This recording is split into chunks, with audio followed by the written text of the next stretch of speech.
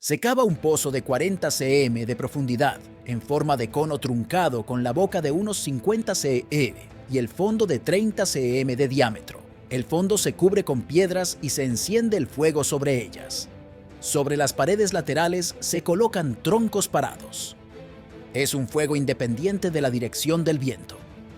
Se aprovecha al máximo el calor y en lugares de mucho viento no ofrece peligro de dispersión de las brasas. Y si le gustó mi video, sígueme.